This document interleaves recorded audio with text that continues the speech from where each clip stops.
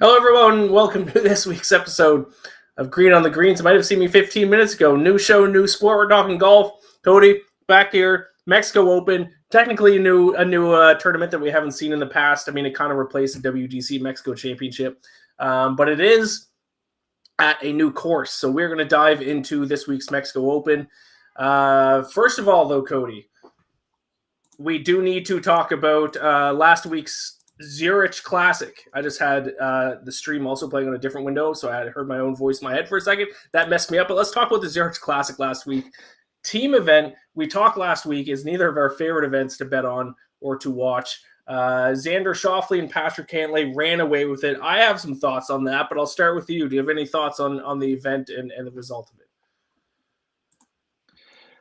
it? Definitely on the result, looking back on it, it kind of makes you feel a little foolish for not, at least having some investment, or at least in my end, having some investment on Schauffele and Cantlay, just because, they didn't play great last year, and then they go out and they had already set the tournament scoring record after 54 holes. So, like it feels a little bit silly on our end as bettors to not be invested in that.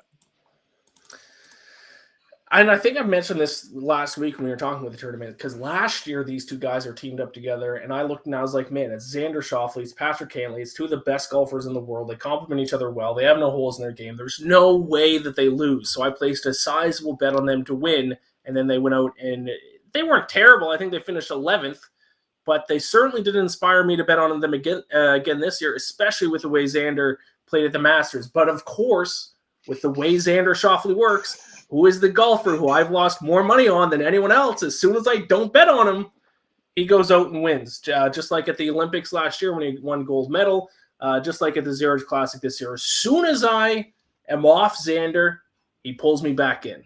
And they ran away with it. And also one of my picks to win was the only team that challenged him. I thought I had a little glimpse of hope with Billy Horschel and Sam Burns there on Sunday. Couldn't quite close it enough. Is I think a 2-stroke win at the end. But man, do I ever hate but also love Xander Schauffele. He is the most annoying golfer to try to figure out on the PGA Tour. So another win for him. And yeah, they shot a 59 on Thursday. I should have known it was over when I tweeted out that Victor Hovland and Colin Morikawa were going to shoot in the 50s, and then it was actually Patrick Cantlay and Xander Schauffele who did it. That should have been the first sign that I was on the wrong side. But we will recap our picks from last week really quick. I'll start with myself. Close, but I still hit one of my picks, which I still walked away profitable because of it. So for Miss the Cut, I had Christian Bezadenut and Charles Schwartzel. They finished T32, wrong there. Kevin Kisner, Scott Brown to finish in the top 20. They finished 35th. Danny Willett, Tyrrell Hatton, T21, and I had them top 10, so that didn't hit. I did hit Harold Varner and Bubba Watson to finish in the top 5. They were T4, so top 5 win. Obviously, that kind of cancels out the other ones. I walked away profitable because of them, so thank you to Harold Varner and Bubba Watson.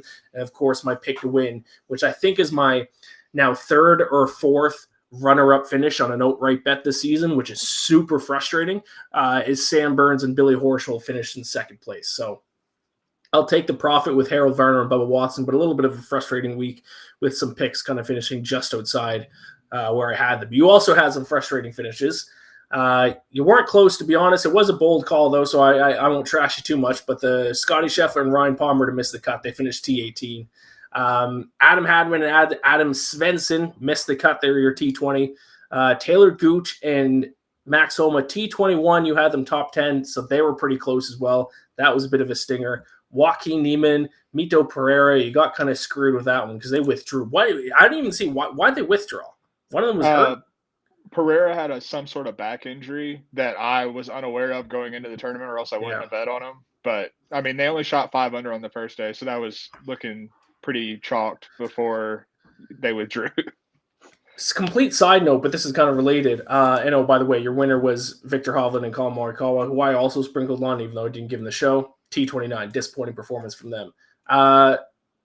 They have, in golf, golfers don't need to release their injuries, unlike other sports, because that's completely different from other sports. Other sports, if you're hurt, you have to know, and the public in turn has to know. If the PGA is going to continue to get in bed with sports betting, they need to make injuries more public. The big one that happened a few weeks ago, or probably more than a month ago now, was the match play.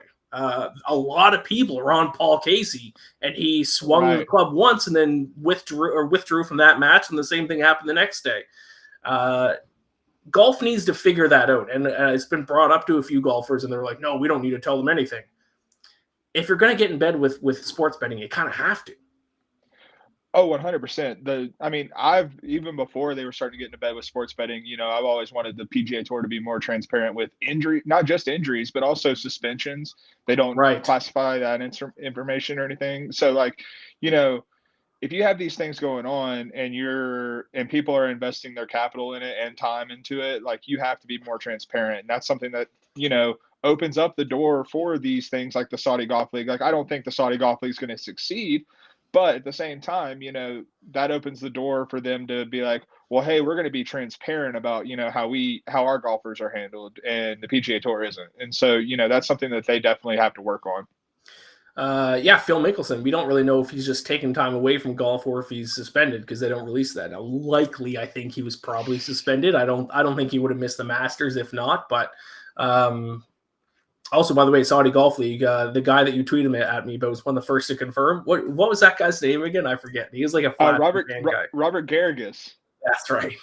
That's right. Gonna be on the President's Cup team this year or no?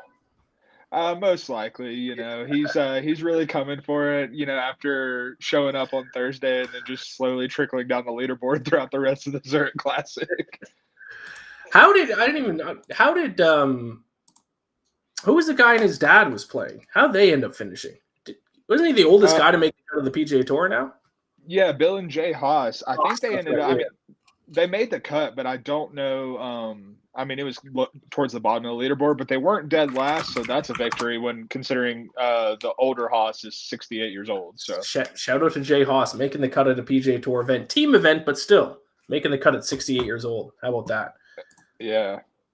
One note I do have about the Zurich Classic, for at least to take note of for next year whenever we try and bet on it. And I noticed it a lot more this year, and I think it's because, the team event is starting to get a little more seasoned, is that a lot of teams that have played together before started to have more success. And so, everyone, I was on Morikawa and Hovland, but that's their first time playing together in a team event. Whereas, Burns and Horschel played this event together last year, and Schauffele and Cantlay played it together last year. So you get that camaraderie and you get the feel for each other's games better. That's something I'm going to take note of going into next year. People switching partners and who's sticking together and as a team. And that would kind of line up with Kevin Kisner and Scott Brown, who the first couple of years of the tournament had that advantage on other guys where they're used to playing with each other. They knew each other, but now they've kind of lost that advantage because other guys have been kind of partnered up with their teammates for a few years. So, good note. That makes a lot of sense. Lock that away for next year. You ready? Let's get into some Mexico Open here. First time at this course. It is a Greg Norman designed signature course at Vedanta Vallarta Resort. I said that in the worst accent of all time. But that is at least, I think that's how you say where they're playing this week. It's a Mexico Open. It's kind of a new course. Let me ask you, Cody, how do you handicap these events that take place at a course that we've never seen in any professional event before?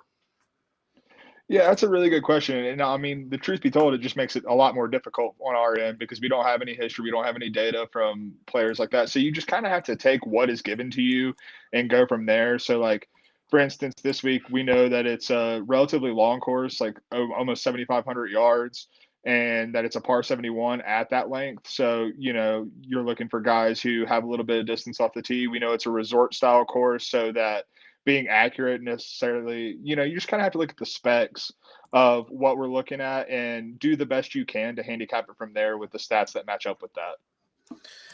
Yeah, good point that you made is that it is a long course. A lot of bunkers, too. I've seen the second most bunkers among all PGA Tour events. And it seems to be the rumor, and once again, it's very tough to kind of tell these things, but the rumor is that it's going to be pretty easy, too, for these guys. So They did reduce it. It's usually a par 73 for people who are at the resort. They reduced it down to a par 71, but I still think it's going to be fairly easy. So I'm looking at stat that I looked at last week, which is birdie or better percentage. because I think these guys are going to have to score to keep up with the leaders on the leaderboard. So weak field, John Rahm is the favorite at WinBet of plus 500. So that's That's a guy actually who that's actually better odds than some that I've seen. I've seen him as low as plus 350 at some places. So my God. Especially with the way John Rahm has been playing, I'm going to tell everyone right now, do not bet on John Rahm. Yes, he is by far the most talented and skilled and historically best golfer in the field, but his putting still is not good enough to be betting on a guy to win a full field golf event at 5-1. So I say that, now he'll probably go on and win by 10 strokes, but I will definitely not be betting on John Rahm. And then after that, the next best guy in the event just pulled out today, Daniel Berger. He withdrew. And then who do you got? Tony Finau, Abraham Answer, who's obviously playing in his home country. That's pretty much it. Gary Woodland's up there. And then after that, it drops off big time. So pretty weak field. Yep. But the good thing from a betting standpoint is that when it's a weak field, you might be able to hit on a big underdog. These are kind of the events. I wouldn't be surprised if like a huge 100-1 or longer underdog wins this event. So I'll be curious to hear your picks. And speaking of which, I think we can get into those right now. You ready to dive into our picks for Mexico Open? Let's get after it. I'm excited for it. All right. So we got missed cut, as always, missed cut, top 20, top 10, top 5 winner. And then we'll finish the show just like last week with closest to the win. So let's start off. Cody, give me your pick to miss the cut this week. So I'm actually going, I guess that's my new strategy, is just going bold with it so I can get good odds. I don't know. But one of the bigger names in the field, I'm going with Kevin Na to miss the cut. A couple of weeks ago, we had someone who commented on one of the streams and said, fade Kevin Na. And so I'm just taking their advice. He's been playing sneaky well, I will admit. He advanced to the knockout stage at match play and then was T14 at the Masters and T26 at RBC Heritage. So that does concern me a little bit. But knowing what we know about this course, about how you're going to need distance off the tee, and then on top of that, how you're going to need to be dialed in with long iron shots and approach shots, I don't like his fit at all for it. He ranks 192nd on the tour this season in driving distance, which honestly shocked me. I know he's not a long hitter, but 192nd is way down the list. And then on top of that, he's tied for 133rd in proximity to the hole and approaches from 200 or more yards. And so I think those two aspects of his game are two areas where he's just not particularly strong. And the only area of this course where I think it fits his game is playing out of the sand, because he does have a really good short game. But I think that, if you're in that position too much because the other areas that you need to win at this course aren't dialed in, I think that's going to put him in trouble. And especially in a birdie fest, if he's not dialed in from, his long iron shots, I think he's going to be in trouble. Yeah, I like that pick quite a bit. And you mentioned good form lately, but the three events, WGC Match Play, the Masters, and RBC Heritage, those are all three courses where short hitters can thrive. You don't need to be long off the tee. And this is seemingly a course where you need to be long off the tee. So I like that pick. My pick to miss the cut is of a similar vein, a similar style of player, and that's Patrick Reed. That's a big name that I didn't mention before that is playing this week, but just like you said with Kevin Na, his style of play does not fit the course. He's not a long hitter. 204th in strokes gained off the tee. Not only is he not long this season, but he's not accurate either. So his driver is way off. 185th in total strokes gained. The only reason why his name is even close to the top of the leaderboard is because it's Patrick Reed. He has a recognizable name. If you're basing how you're betting this event on statistics, he shouldn't even be in the top 50 names on the odds board. So I think we're getting some decent value on him to miss the cut. So Patrick Reed. And also, who's better to bet against than Patrick Reed? One of the most unlikable guys on the PGA Tour. I'm just excited for. I'm sure you're aware of USA Golf Facts or Use Golf Facts on Twitter. Use Golf Facts, yeah. Love it. Definitely not Patrick Reed's burner account or potentially his wife. Definitely not those two. The best. And they're just openly doing it. They have now 20,000 followers on Twitter, and they know they've been caught, but they just keep tweeting from that account. It's amazing. Still have the egg profile pic. It's wonderful. It's the best. So miss the cut, Patrick Reed. Let's move on to top 20. Who's your pick to finish in the top 20? So my pick to finish in the top 20, with this weak field, like you said, it's the week to kind of take some shots. And so I'm going to take a couple. One of them is top 20, Tyler Duncan. Oh, So he's a guy who I've kind of had my eye on in terms of like long shots for a little bit because he's been playing pretty well. Recent form, him and his team were T14 at Zurich, T12, and he was T12 at the RBC, and then he had two other top 30s in his last five starts. He's also a previous winner. He won, I think it was the RSM in 2019. He's proven that he can pop and actually compete in a field that is not, one of the strongest in the PGA Tour. My one concern with him and why I'm not going higher than a top 20 is he's not particularly long off the tee. He's just inside the top 150 in driving distance. And to make another point, you were talking about, it appears that distance is going to be important in this event. Unlike the WGC event at Chapultepec, this is at sea level. So you're not going to get the elevation with the ball flying through it. And then on top of that, it's on the past Palom grass, which you see in like Puerto Rico and the Punta Cana and stuff like that. So it's sticky. Yeah, the ball's not going to roll out. So that's why distance is important. So that's my one concern with Duncan. But he's been extremely good with long approaches, which is the other stat I'm really honing in on this week. He's 29th on the tour this season in proximity from 200 plus yards or more. And so I really like for his approach game to buoy him a little bit. And also one of the things I have read trying to research the course is that the greens aren't particularly taxing, which is probably one of the reasons why people are thinking it's going to be a birdie fest. And Duncan's big weakness is his putter. But if it's, easy to read putts, I don't think that's going to be a big issue for him. So I like him for top 20. I've seen consensus odds around plus 450. So I love that value for a player. He's playing pretty well and in a weak field. I love the fact that you said it wasn't at sea level or it is at sea level because I was actually curious about that because I know that, like you said, the course they played at WGC at historically was above sea level. So like even shorter guys could hit it further than they normally do. So good to know it's at sea level. So short guys aren't going to have the advantage of being able to hit it longer than they normally can. Right. My top 20 is a guy who disappointed me last week. He was part of I believe he was part of the team of my closest to the win. And I've bet on him a few times this season, and he's disappointed me every single time. This will be, I'm telling you right now, Hayden Buckley. This is the last time I'm betting on you, so you better come through for me. Hayden Buckley to finish in the top 20. See, I have some consensus odds here. I'll find it in a second, but good off the tee, and that's my number one main concern right now. He is second in the field in strokes gained off the tee. So John Rahm is obviously first, and then Hayden Buckley is second in the field. On the tour, he ranks like 6th or 7th, but the guys between Rahm and him aren't competing this week. He has plus 350 consensus odds to finish in the top 20, so I think we're getting some value there. Listen, it's a weak field.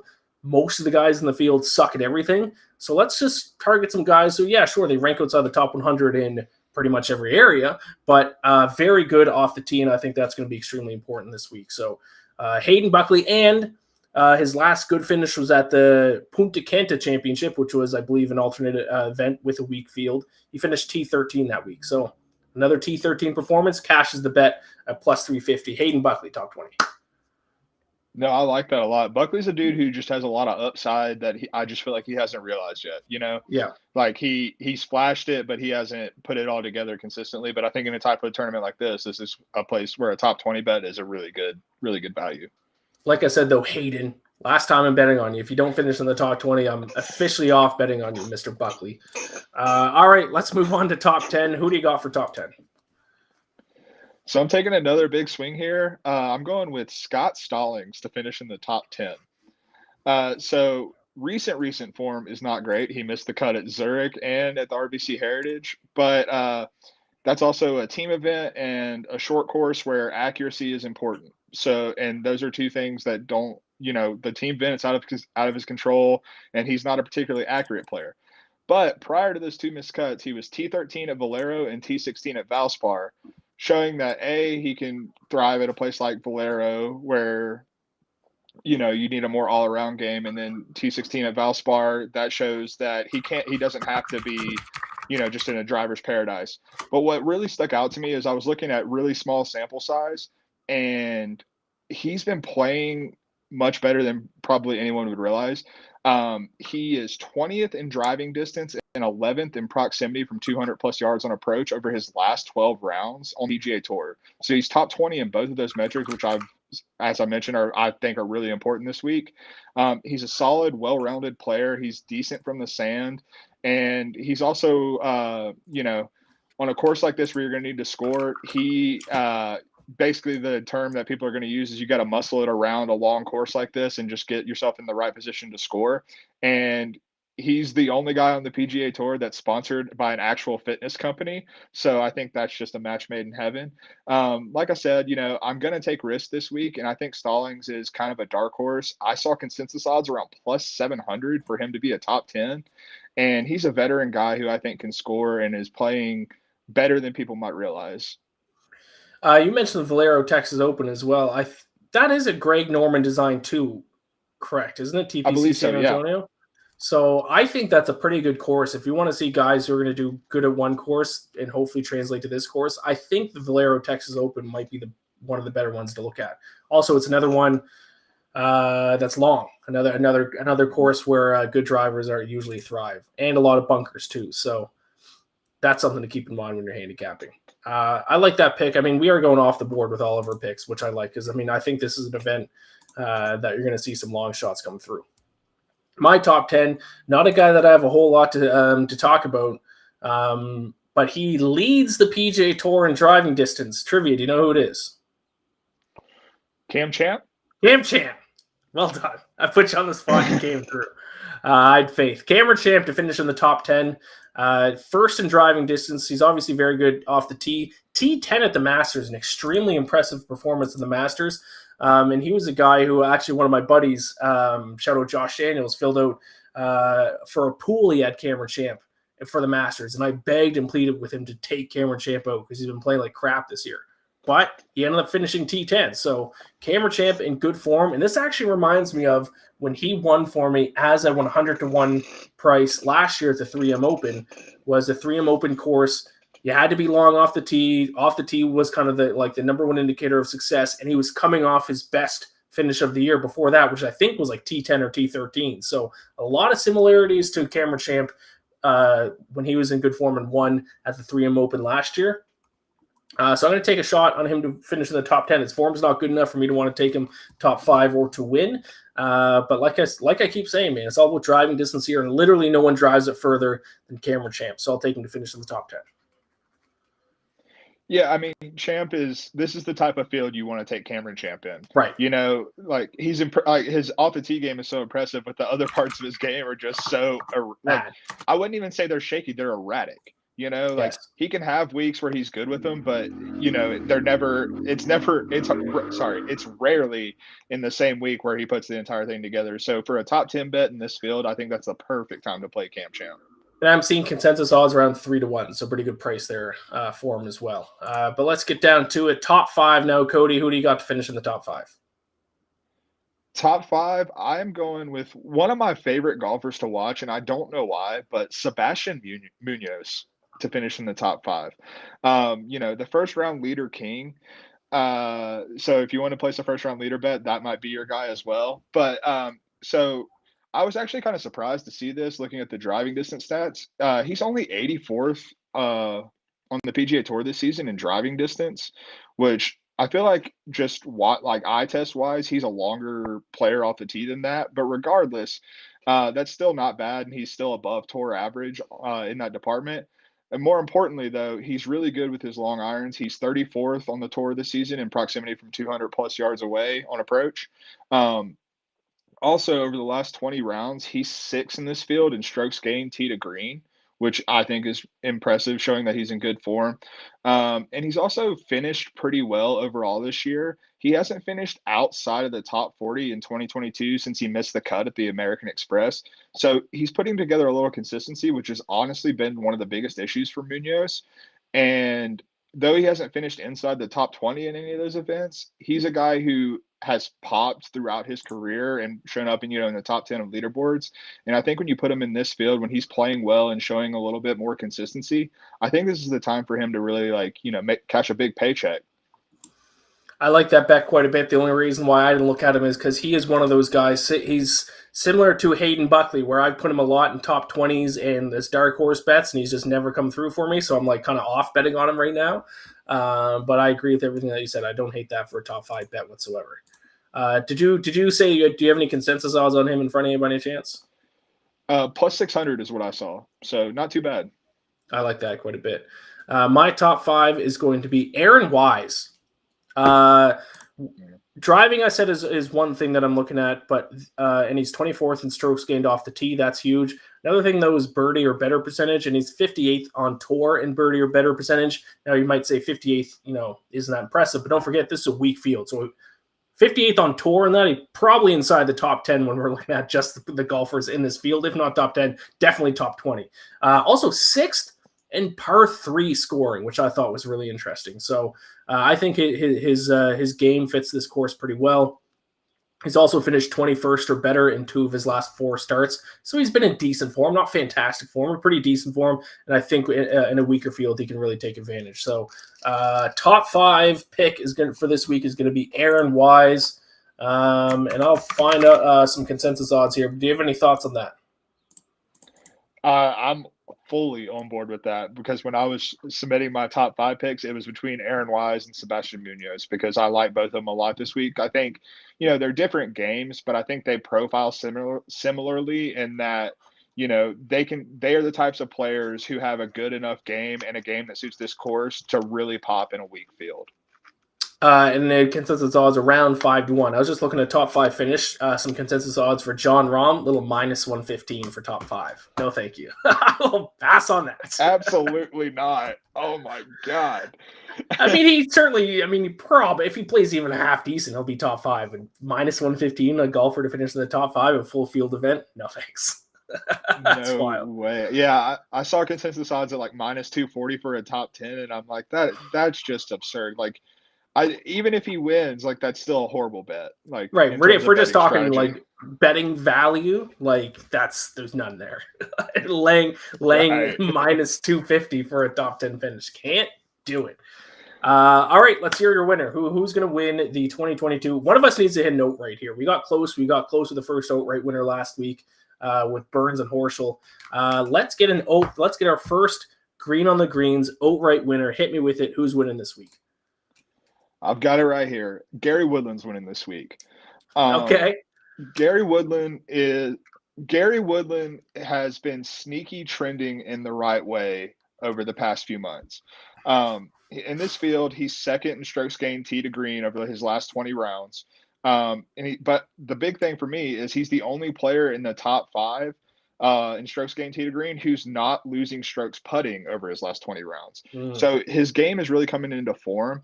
He missed the cut at the Masters and the Players, but in the other 3 of his last 5 starts, he was T8 at Valero, T21 at Valspar, and T5 at the Arnold Palmer Invitational.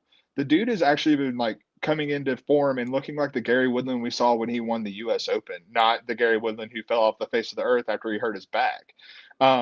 He's T22nd on tour this season in proximity from 200 plus yards on approach, and he's 14th on the tour in driving distance. And when I'm looking at the odds, he's around the same odds after you drop down tremendously from Rahm as Cam Tringale, Abe Answer, and Kevin Na. And he profiles so much better for this course than any of those guys. And so I think you're getting great value at plus 2,200 for him to win this tournament, especially with his form. I like that. If there was one golfer near the top of the odds board that I was going to bet on to win, it would have been Gary Woodland. I don't see anyone else near the top that's like even worth a bet whatsoever.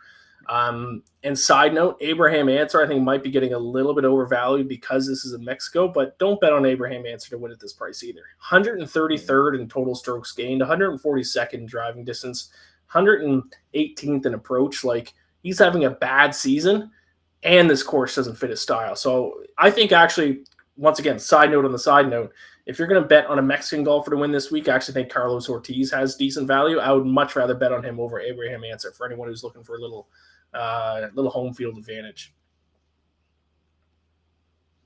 Any thoughts on No, either I'm of those with you guys? on that. I'm fading Abraham Answer this week as well. He was another one who I was considering for miss the cut. I mean, it's almost the same reasoning as Kevin Na, except he's in worse form. Yeah. So Maybe we'll have that little bit of that hometown momentum though. So because I actually did consider him for miscut as well, but I figured maybe he'll bring in a little bit in Mexico. We'll see. But my winner, I'm actually going with a guy who has longer odds than my top 5 pick, Aaron Wise. My winner this week is Matt Jones at 40-1 at WinBet right now.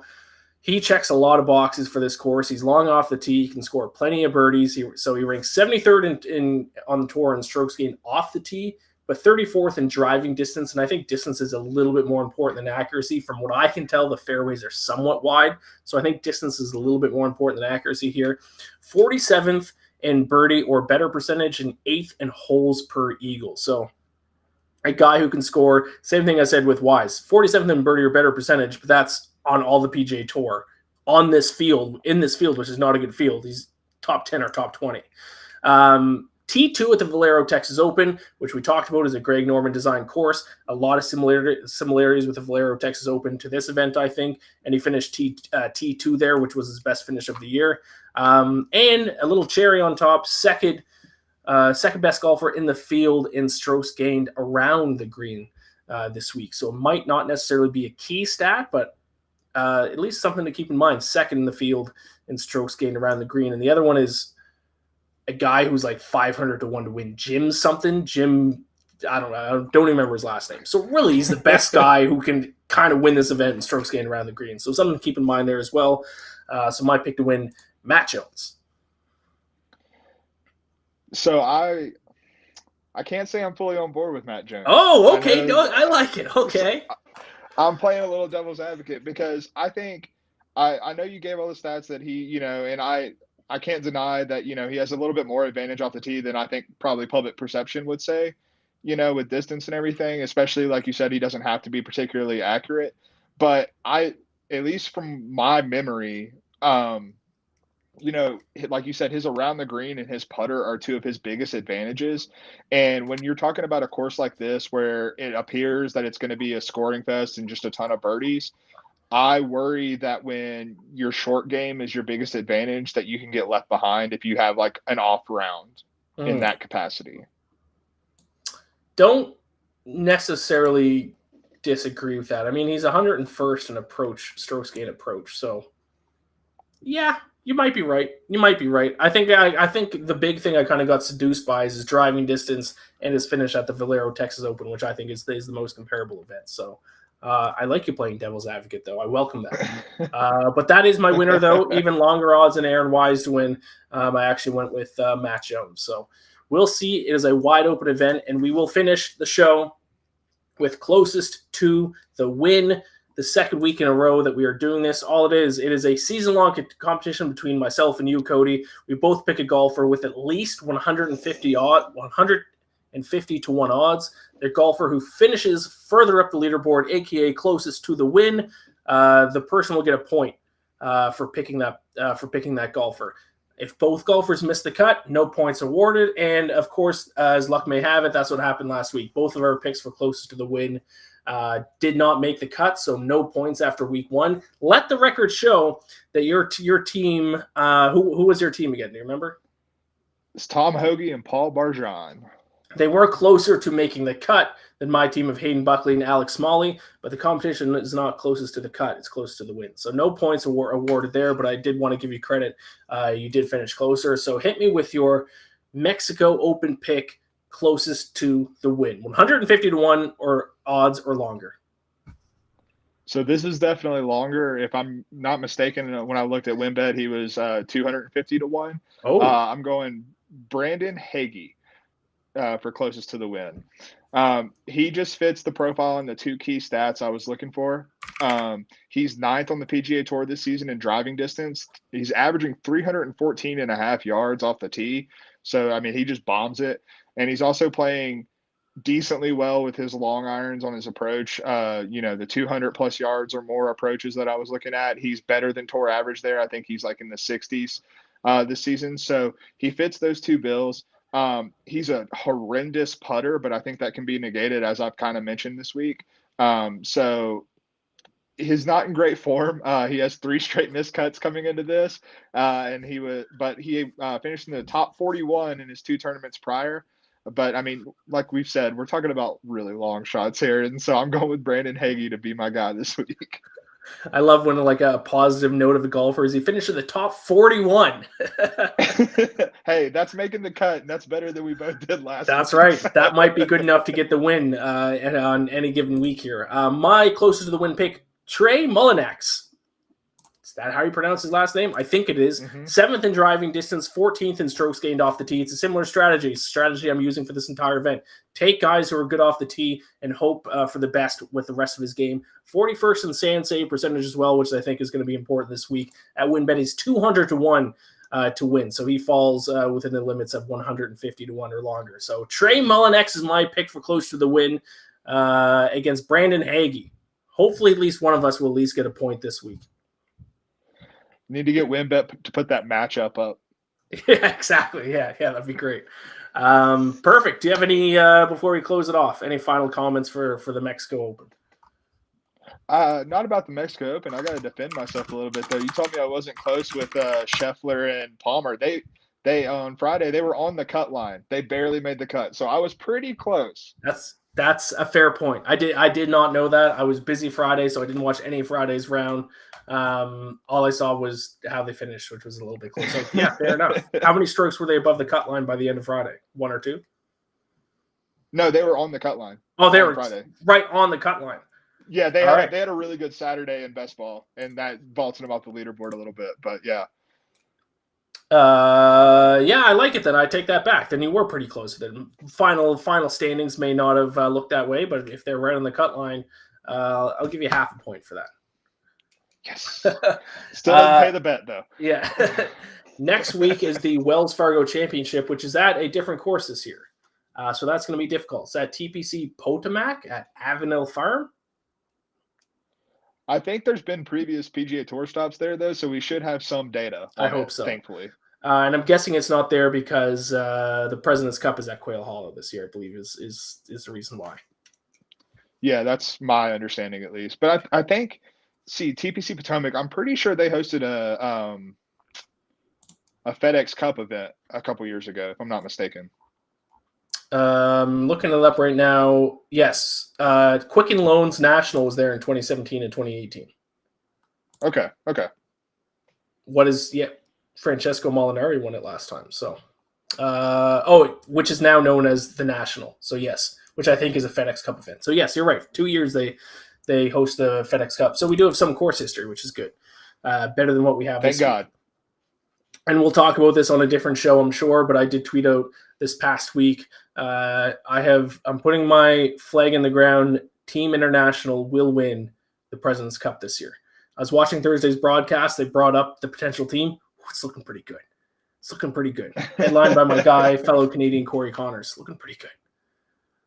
Okay, we'll have to go head to head whenever that comes around for sure. Because I'm not buying into it wholeheartedly just yet. All right, we'll see. We'll talk about that in the future. But thank you everyone for watching. If you're watching on YouTube, as always, like and subscribe, all that good stuff.